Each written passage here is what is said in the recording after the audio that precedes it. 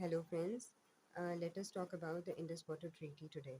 In today's lesson, we'll be talking about what was the Indus Water Treaty, why was there a need to sign a treaty between India and Pakistan, and finally, was this treaty a success story or not? Honestly, to tell you the truth, this treaty, the current status of the Indus Water Treaty is that it is currently hanging on by a thread. It needs to be renegotiated. And there is so much of mismanagement and gross violations of this treaty going on at present. But what was it and why was it signed? So look at this map of Pakistan. It was signed between Pakistan and India. Okay, so this is Pakistan, and towards the east, we already know that this is India. Okay, now it was signed because when partition took place and Pakistan was created in 1947, everything got divided. If you look at this part, this is where Punjab is. And Punjab, a part of Punjab is in Pakistan and also in India. So the western Punjab, where the Muslims were in majority, was given to Pakistan, and the eastern side went to India. Now the problem that arose is, some look at this river now. This is the mighty Indus River, and Indus River has been, a source of irrigation for the people living in the subcontinent since time memorial. We also know about the Indus Valley civilization. It evolved around this Indus River. So the Indus River was very important for the people living in this area. After the partition, some of the rivers, their headworks went with India. Now, when we talk about a headwork is basically an apparatus which is used to control the flow of water in a river. Now, India could easily manipulate with the waters of those rivers. And which were those rivers? It was Ravi and Satluj. So, the headworks of Ravi and Satluj went to India. Okay. So, India in 1948, meaning after the creation of Pakistan and after this partition took place, India started to manipulate with these waters and it threatened to stop the waters flowing in the river Ravi and Satluj.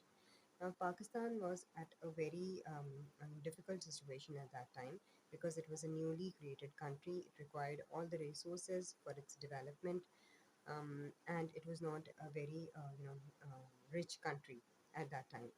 So India had to, when such a thing had happened, so there broke a dispute between India and Pakistan.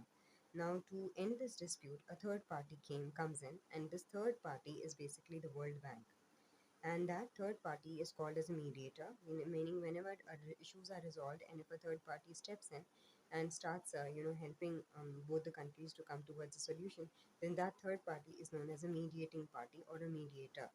So that third party was the World Bank, and it helped both the countries come towards a solution.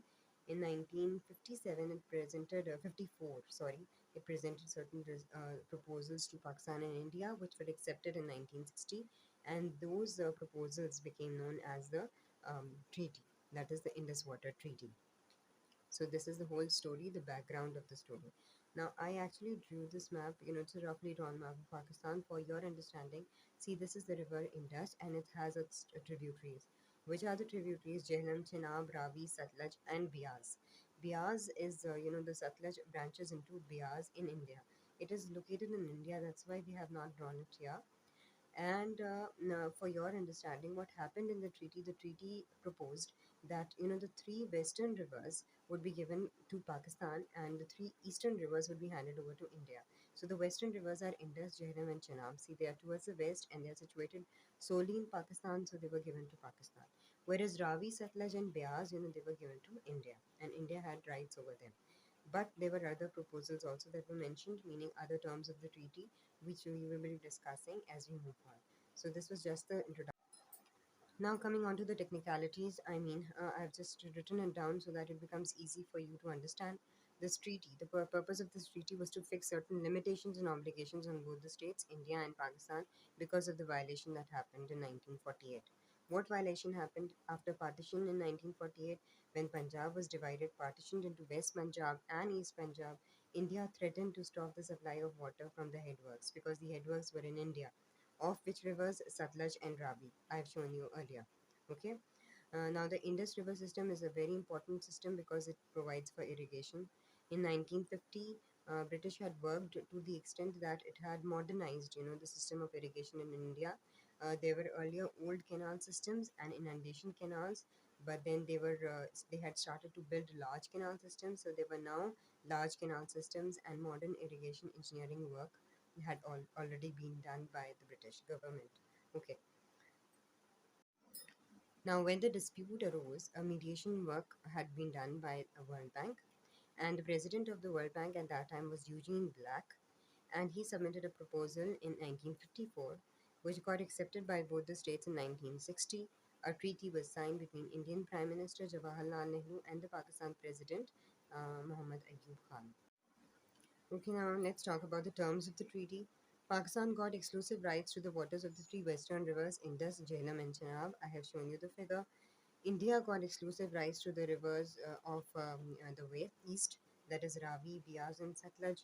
And during this transitional period, that is until 1973, India was to supply water to Pakistan because Pakistan was not in a very stable condition at that time. And Pakistan during this time, that is till 1973, according to the terms of the treaty, was to construct two large storage dams, five barrages, one gated siphon, eight link canals, and the cost of all of this would be shared by Australia, Canada, USA, UK, New Zealand, West Germany, and India, and also the remaining would be by Pakistan, met by Pakistan. The supervisory role was given up to WAPDA. WAPDA stands for Water and Power Development Authority. This can be asked in your MCQs. What a kind of a supervisory role? It had to oversee the construction of the two dams, barrages, link canals, and the other projects under the treaty, Indus Water Treaty. Now, whether this Indus Water Treaty was a success or not, let's discuss that. There were certain problems that ensued after it. There were gross violations of its terms by India. The treaty, as I earlier mentioned, is hanging by fine threads, so it needs to be renegotiated. India started the construction and completed the construction of Baglia Dam on River Chenab. Now, if you, in 2000, now River Chenab is one of those three rivers on which Pakistan has been given exclusive rights by the Indus Water Treaty. But if India is manipulating with the waters of that river, then that's a violation of the treaty. It's not just the violation of that treaty, but it is also a violation of international law, as a matter of fact.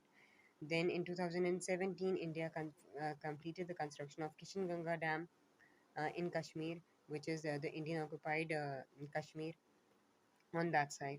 Then India has also constructed several hydropower projects on Pakistan rivers in the Indian occupied Kashmir side, and that is a gross violation of this treaty. So therefore, we say that the terms of the treaty have to be renegotiated. India claims that all the projects that India has been constructing, they are the run of the river power projects. That is, they do not have a reservoir. Such projects, they don't have a proper reservoir, or even if the reservoir is there, the capacity is very minimum.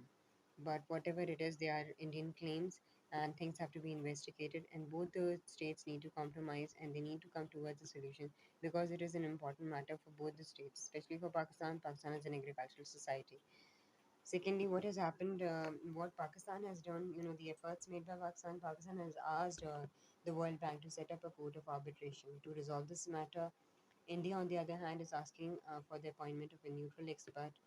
According to the latest news, on 31st of March 2022, the World Bank decided to resume the process of appointing a neutral expert and a chairman for the Court of Arbitration. Now, let's see what happens. But this issue has to be resolved because it is a point of a discord between India and Pakistan, and it needs to be settled as soon as possible. So, in today's lesson, we discussed the entire Indus Water Treaty, its terms, why was it signed, and whether it was a success story or not. So whichever question is asked, you can answer accordingly.